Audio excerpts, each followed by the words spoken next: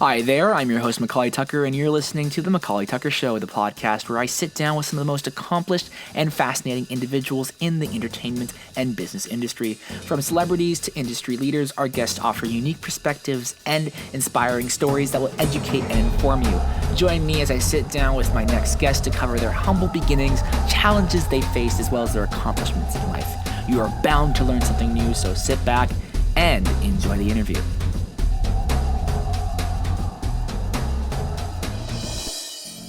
Hey everybody, thank you so much for listening to this new episode of the McAuley Tucker Show. I'm your host, McAuley Tucker, and we've got a very special guest here, Katie Leigh. Katie Leigh is a voice actor, writer, director. She's been involved in projects like Muppet Babies, Wayside, Adventures of the Gummi Bears, Dungeons & Dragons, Darkwing Duck, even Indiana Jones. One of her biggest roles is Connie Kendall in the audio drama Adventures in Odyssey.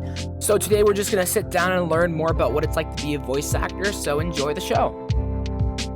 So I guess the first question that I always ask my guests, and you can kind of answer this, like, what got you started in what you're doing now? You know, voice acting. You've done a lot of amazing projects, like a lot of projects you've been involved in. I just wanted to hear from you, like, why voice acting? Why was voice acting something that you wanted to pursue over other careers? Because my voice didn't change. I do lots of different voices now, but in the beginning, people just said, "You sound like you're 12," and suggested it to me. So I thought, well, maybe that's a way to make some money. So I explored it. Yeah, I didn't wake up or Mhm. have a dream of becoming a voice actor per se, although I've always enjoyed the work that voice actors do and appreciate it. And, it's part of my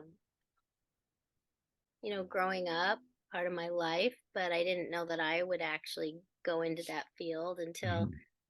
people suggested it. And then, as Will Ryan used to like to say, when the check cleared, we just kept doing it.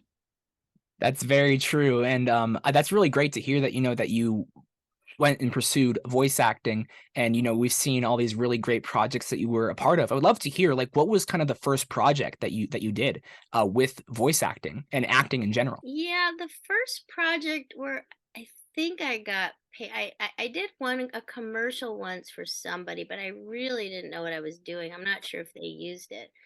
But Mel Blanc's son was producing a film for the Burn Institute.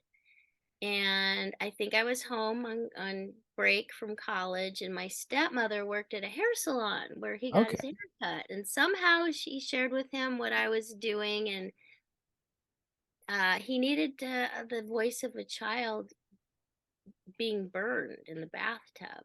Oh, And wow. he needed to do the scream and the cry, and I ended up going over to his studio and doing that for him. And that was like my first gig, I think. That's awesome. And, like, what was that like for you being able to have this experience, and, like, what did you take away from just this first try at voice acting? I think, it's interesting that you asked me that. I think what I learned is because it wasn't like a cartoon, Right. because I've done a lot of ADR, post production, in my life. And this was that, trying to Hmm. match somebody else's voice or personality to make it fit with the film. And that's a skill that I grew as time went on. The more and more I got to work on movies, and I do a lot of voice matching for kids. Right. Or in the case of Indiana Jones and the Temple of Doom, I did the Maharaja's voice, tried to match his voice in there. So I've done a lot of that.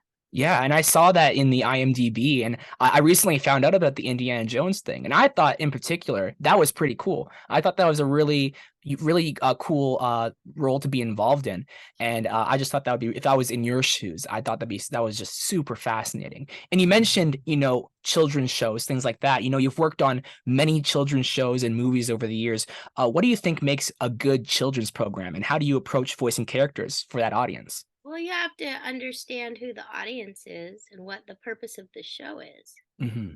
If it's educational, then when things come up in the script that are like educational points, you want to just kind of make a note of it, so you can emphasize that.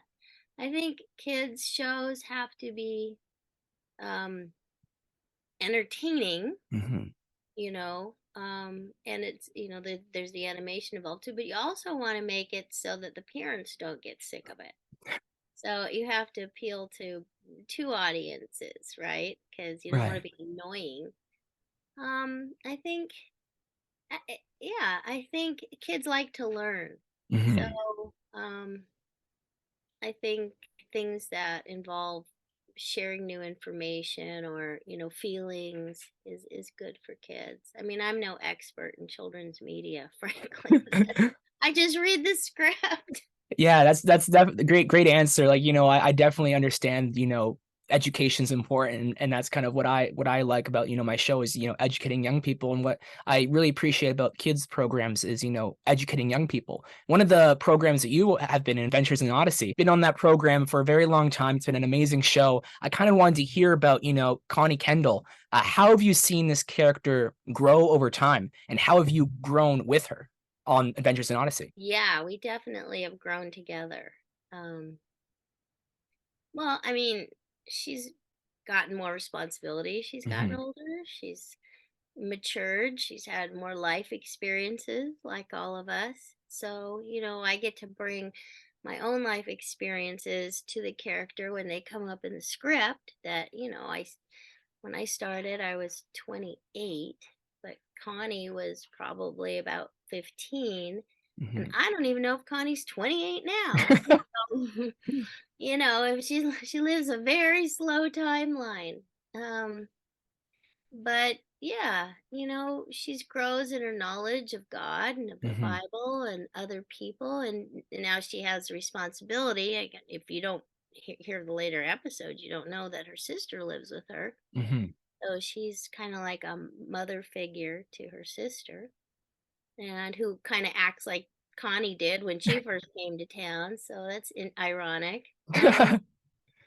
Yeah, I mean, I think we all have our basic personality traits. And Right. I kind of brought my own to Connie. So she's a lot like me. I don't have to worry about it too much. We just read the script and compare it to our own life experience, and it seems to work out okay so far. Yeah, and you're absolutely right. You've been a part of Adventures in Odyssey for so long. Like, what do you think it's about the show that's allowed it to endure for so many years? Excellent writing, really good acting, and really good post production. I mean, they're excellent in everything. They're competitive. I mean, they're like Odyssey's sort of the template for all the audio. Now they call them scripted podcasts, but there was no such thing as podcasts when we started. We were radio drama, and they're just excellent in every way. And also I think because the writing is relatable to a lot of people and it's not super preachy most of the time. Mhm. A lot of people can relate to it without feeling like they're being bombarded by stuff. They can Yeah. take it in and process it on their own. Yeah, and it's super cool to just listen to, older episodes of Adventures in Odyssey, and also listening to the newer episodes and listening to how like it's changed, slowly but surely the audio quality is getting better and everything is just improving, and it's really cool to compare both the older and the newer. And you must have met a lot of really cool people throughout all these years on this show, because there's, Oh new yeah. people coming in. Like, what's that like? Just meeting new people through That's the this best part show. of the job. That's the best part of the job. But to me, it doesn't matter. I don't care how many lines I have or whatever. I just like going to work and watching the other people work and having that interaction. It's wonderful. That's the most fun. And I think when we started, the show was on tape, and now everything's Mhm. digital. So I'm sure that makes a difference, as far as what they can do production wise. You know yourself, it makes production a lot faster, or Yes. you can do more things faster. Yes. And what sort of things have you done, in Adventures in Odyssey, you're working, with these people. What are some of the fun things that you do on break while working, at Adventures in Odyssey and working on that show? Just catching up, finding out what people's lives are like, singing songs, uh, eating snacks. It's a little harder now because of COVID. They don't Yeah. have all the fun things we used to have. We don't even have a kitchen. There's a kind of a lounge. Um, Yeah. but we try to go out to eat after the show, and just see what's going on and catching up because they're like family, just like our Mhm. audience is like family. Frankly, it truly is a family. Yeah, and I'm not sure if this is correct, but I read somewhere that Adventures in Odyssey has been the longest running audio drama in the world. I believe. I I'm not I sure. I think they call it. No, there's another show called The Archers, but I think there's something about Odyssey not being an anthology. Okay. I think that's what differentiates it. I mean, it might be the longest, it might be the second longest, for sure in the United States, because I think The Archers is made in Great Britain. I don't know about the world. That's for you to figure out. Yes. Look that up, Mr. 18-year-old super guy. Yes. Oh, I would definitely do that after the and you do all these different voices. Could you kind of like walk us through the process for developing a voice for a new character from the initial audition to the final performance? What does that look like for you? Well, if we're lucky, we have a picture, so we kind of Okay. see, and they usually write a character description. So you figure out, kind of maybe what the age of your character is, and their personality. And Okay. you take the little parts of, you know, like, okay, I might be doing a dog's. Well, okay, I'm doing a dinosaur right now, a little dinosaur for Answers TV. Okay. I saw what she looked like. She has really big eyes, but she's also very smart. So she's a little bit nerdy, and she's got that kind of. I think, okay, and I look, she's got a little beak, and she's 11. And so, okay, so now this is what we're going to do. So and you usually do a few different takes. Like maybe I made her a little brighter before, and then, but they really like the one where she's a little bit more bossy. I don't know if it's bossy, but more studious. And so we're going to go find out what that is. And so you kind of work with the writers and the Hmm. directors and to hone where you want to go with the voice, and as they hear it, they can give you some feedback, and that's sort of the process. Yeah, and I definitely get what you're saying. When looking at a photo, you're really able to like kind of like get their whole personality. A lot of the time when looking at an image, I didn't tell this earlier, but I enjoy making voices. Talking with Bob, I don't. My struggle definitely is kind of making a personality with the voice, but I I love, call that the yeah, voiceanality. I coined yeah, that phrase. Voiceanality. It's not just a voice, but you got to figure out who they are, yeah, what they want, and how they feel about themselves and what they're doing. And it's playing. It's playing, yeah, like playing with dolls. Except the dolls yeah. you're the doll, and you're the guy playing with the doll, and it's all in your head. Yeah, and it's really important to have a personality and, not just a voice, but, everything else that goes along with a character. And so that's something that, I mean, I want to really practice and learn. I feel like a lot of other people who are interested in doing voices like you can also learn as well. One question I did have, as a voice actor, you're working on a lot of different things a lot of the time. How do you maintain a work life balance that is sustainable for you? You have to be purposeful. When I started, we really worked part-time and had full-time salaries. Now we work 4 times as much. And so Right. you want to be discerning and see if, you don't.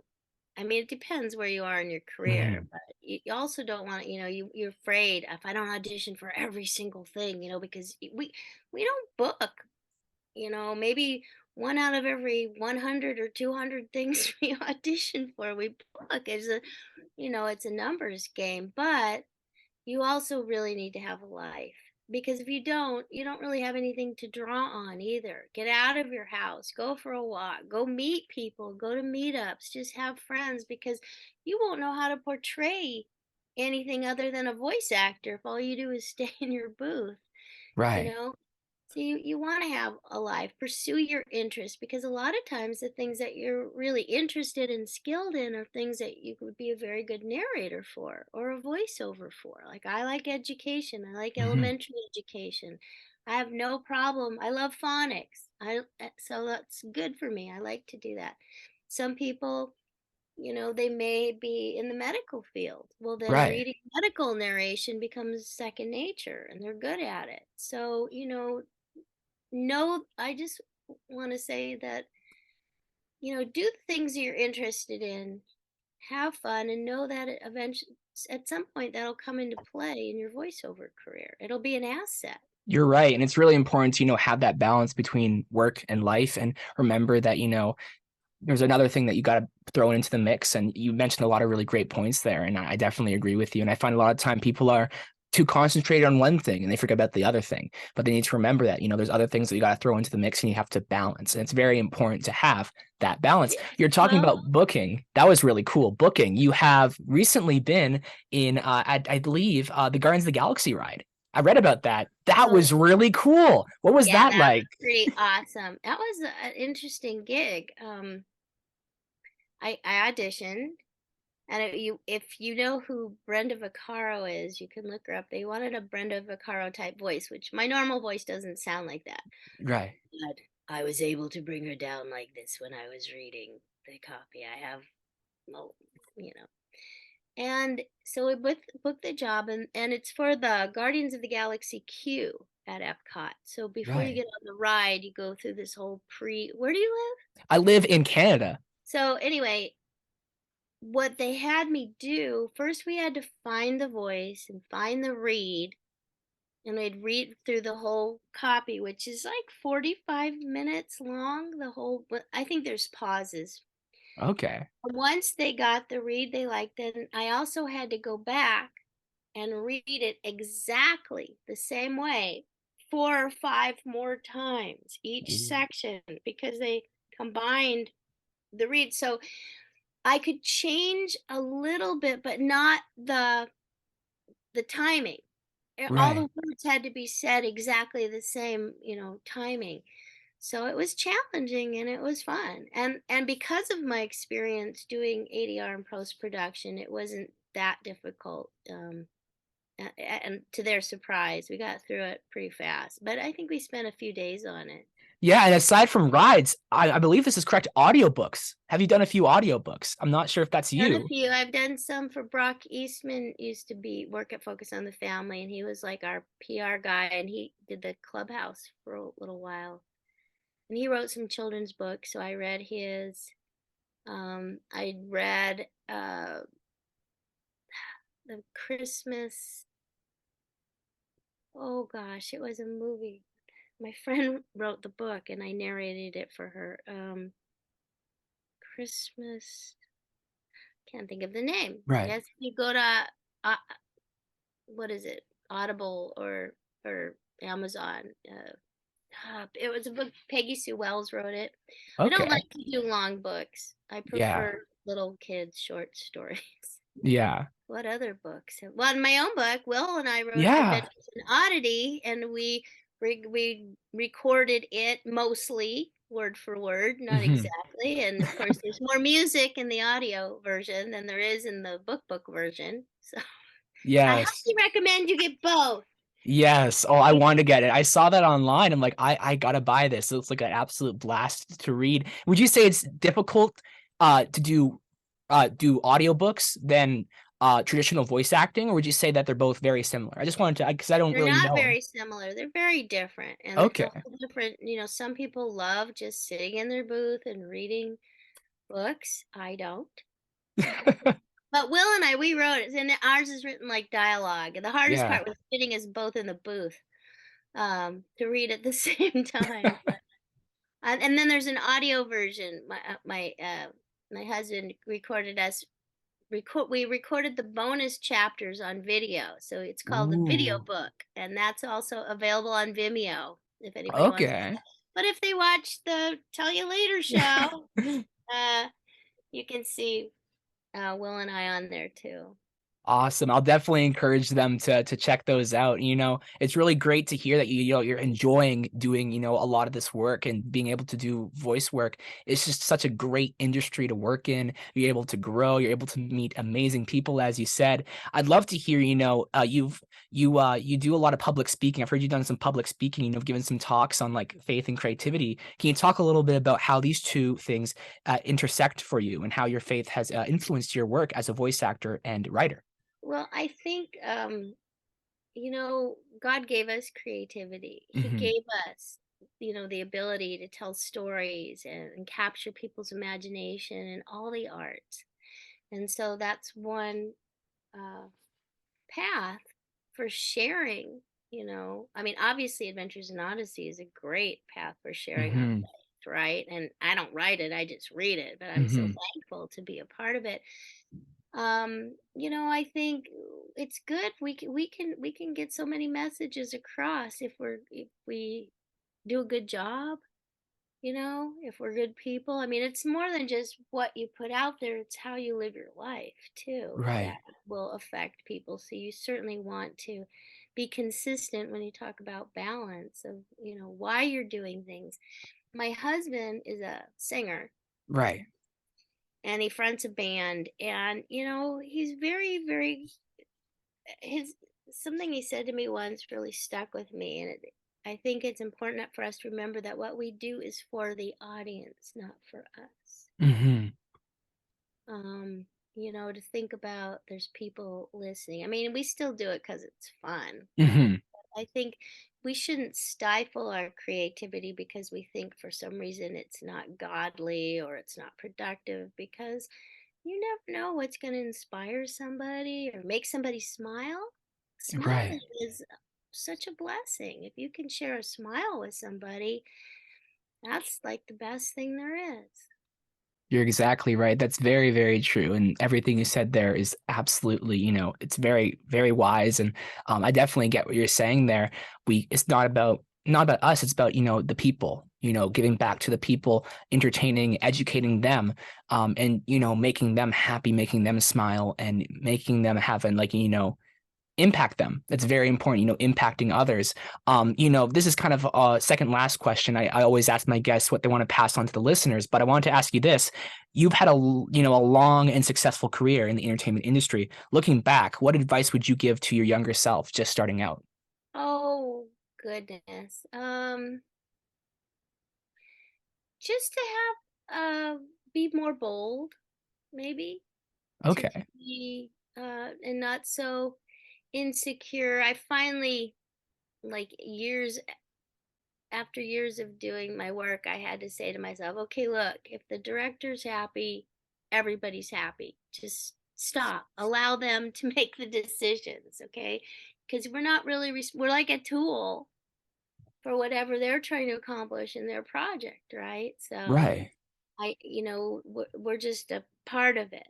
So if the director's happy, let it go, you know, Yeah. and be glad that they're happy. Don't try to improve too much if they're already pleased with what you're doing. Um, yeah, I guess. Yeah, I mean, life it's different now in voiceover. You don't Hmm. have agents really going to bat for you like we used to. Yeah. You have to be your own PR person. You have to be your own marketing person. You have to have your own home studio anymore. Um, Right. but your demos, if you're going to make a demo, should be done professionally because Hmm. people listen to the quality. And whatever you put on your demo, you want to be able to replicate it on your own if you get. Yeah, that's very true. And I didn't really realize that about agents. I thought I didn't know that. I didn't know that there wasn't, you said there isn't really a lot of agents anymore for voice actors, you were saying? No, there are plenty of agents, but there's so much talent out there. They're more like clearinghouses.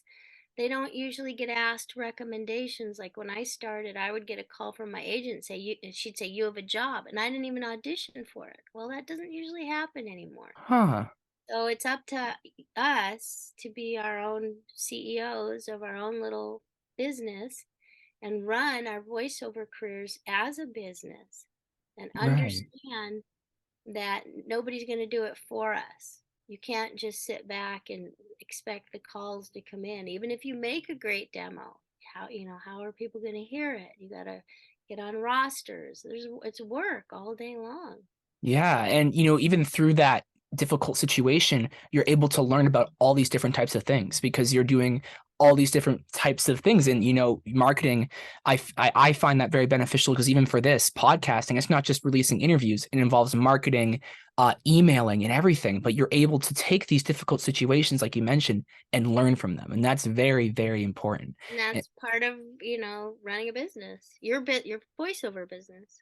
Exactly. And with people who are listening, there's a lot of young people listening to the show. Is there anything that you want to pass on to anybody who's listening to this program that you feel that they can apply to their everyday life? Don't be afraid. Trust that God has a plan for you. There's plenty of work for everybody. We don't have to be mean or cutthroat. If you're meant to do a job, it'll happen. And just keep working on your craft. Keep getting better. Amen to that. Amen to that. Well, thank you so much for coming on to the show. I'll be able to include in the description below where they can find your website and check out what you're doing, and also check out the projects you've been involved in, and maybe even watch a few of the things you've been involved in because Yeah, there's a it's lot going to of be cool what we do with the Adventure TV thing. Hopefully yes. the pilot will take off and I'll be able to answer your questions my little dinosaur voice. Yes. Oh, I cannot wait to see that. That's going to be great.